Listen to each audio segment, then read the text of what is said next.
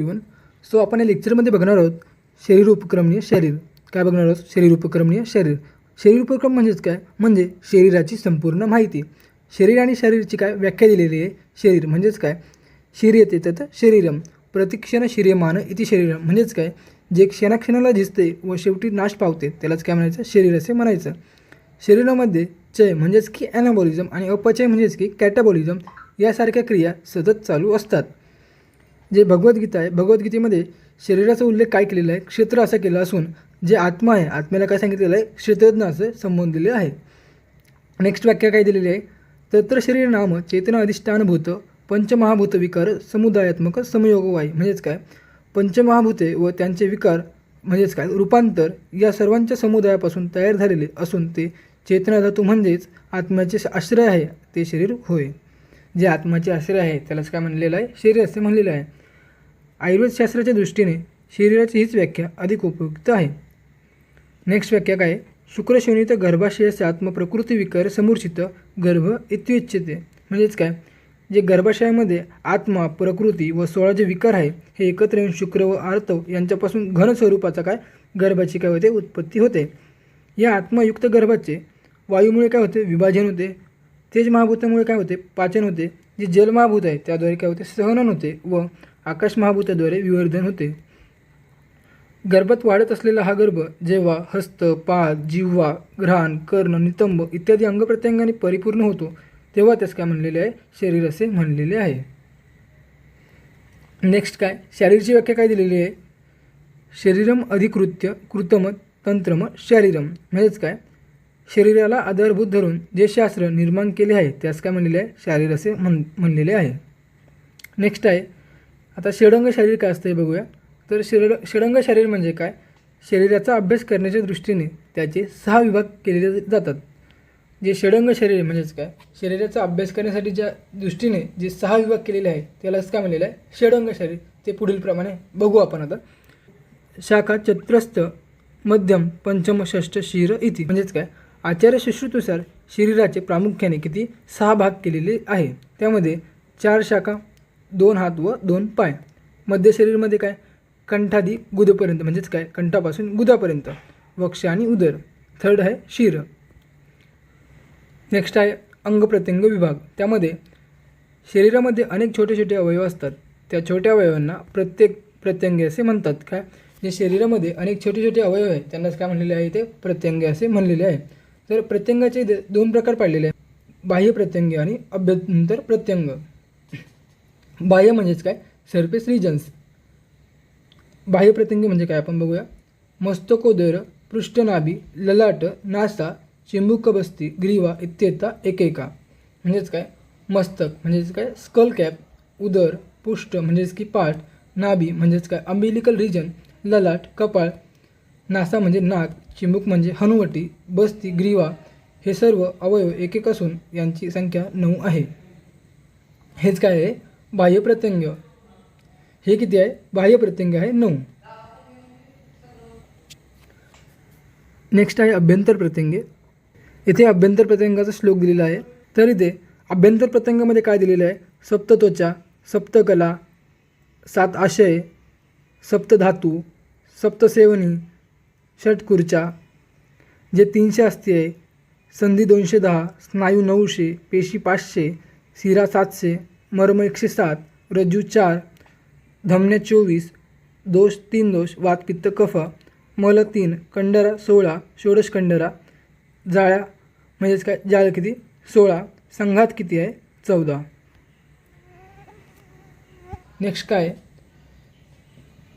शरीर ज्ञानाचे प्रयोजन. आयुर्वेदशास्त्राचा उद्देश म्हणजे स्वस्थ पुरुषाचे स्वास्थ्य रक्षण व व्याधिग्रस्त पुरुषास निरोगी करणे होय.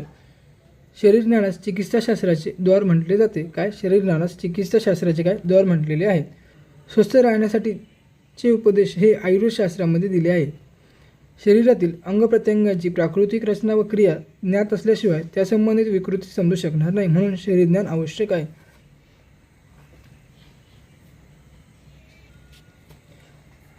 नेक्स्ट आहे शरीरशास्त्र विभाग. आयुर्वेदात शरीरशास्त्राचे खालीलप्रमाणे विभाग केलेले आहे. तर किती विभाग केलेले आहे? फर्स्ट आहे सूक्ष्म शरीर, स्थूल शरीर आणि व्यवहार शरीर. जे सूक्ष्म शरीर म्हणजेच काय?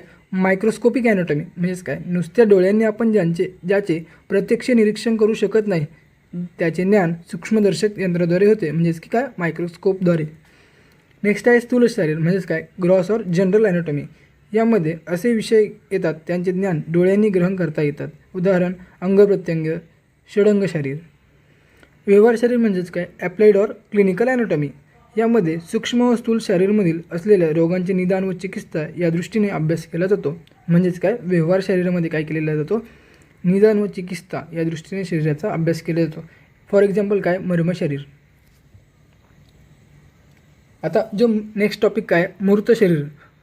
तर या श्लोकमध्ये काय सांगितलेलं आहे, मृत शरीराचं संशोधन कसं करायचं आहे, शवविच्छेदन पद्धती सांगितलेले व त्याचे काय सांगितलेले महत्त्व.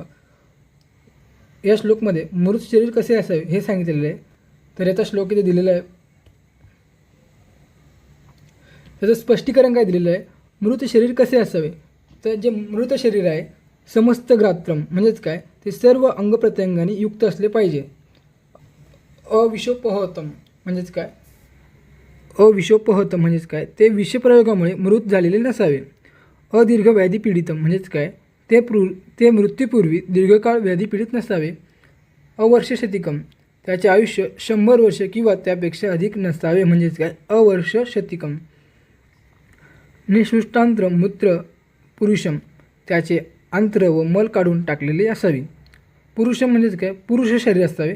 त्या काळी स्त्री शरीरापेक्षा पुरुष शरीर मिळवणे सोपे असेल, म्हणून इथे काय सांगितलेले, पुरुषम म्हणजे पुरुषाचे शरीर सांगितलेले आहे. असे शरीर मिळाल्यानंतर काय करावे समोर सांगितलेलं आहे. निबंधम म्हणजेच काय, बांधून ठेवायचं आहे. प्रवाहामुळे ते शेव खाली वाहून जाऊ नये, सदैव पाण्यात बुडून राहील. म्हणजेच काय, निबंधम म्हणजे ते शरीर आपल्याला पाण्यात ठेवायचं आहे, नदीच्या पाण्यात, म्हणून ते बांधून ठेवायचं सांगितलेलं आहे. नेक्स्ट आहे अवाहगंत्या मापगयाम म्हणजेच काय, जिच्यामध्ये पाणी भरपूर आहे पण प्रवाहाची गती मंद आहे अशा नदीमध्ये ते शेव ठेवायचे सांगितलेले आहे. पंजरस्तम म्हणजेच काय, ते शरीर पिंजऱ्यामध्ये ठेवायचे सांगितलेले आहे. जे सुसर आहे, मगर आहे व मोठे मोठे जलचर पाण्यापासून त्या शरीराचे काय संरक्षण होईल. नेक्स्ट आहे मुंज, वक्लल, कुश, सन याने गुंडाळून ठेवणे. म्हणजेच काय, जे छोटे मासे आहे, खेकडे आहे इत्यादीपासून त्याचे काय संरक्षण होण्यासाठी, सुरक्षित ठेवण्यासाठी त्याला काय सांगितलेलं आहे, मुंज व वक्कल, कुश, सन याने गुंडाळून ठेवायचे सांगितलेलं आहे. हे नेक्स्ट आहे अप्रकाश देशे म्हणजेच काय, अप्रकट स्थानी. अप्रकाश म्हणजेच काय, जिथे सूर्याचा प्रकाश पोहोचत नाही अशा ठिकाणी ठेवायचे सांगितलेले आहे. नेक्स्ट आहे कोथयत म्हणजे सडवावे. कुंचल्याच्या सहाय्याने सडलेले शरीर संशोधन करण्यास उपयोगी असे. नेक्स्ट आहे सम्यक प्रकृतीतम.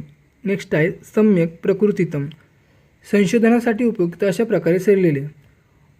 जे नेक्स्ट आहे काय, मृत संशोधनाचे काय सांगितलेले आहे, महत्त्व सांगितलेले आहे. वैद्याला मनुष्य देहाचे संपूर्ण ज्ञान असावे, शरीरातील अंगप्रत्यंगांची माहिती व्हावी यासाठी शवविच्छेदनास महत्त्व दिलेले आहे.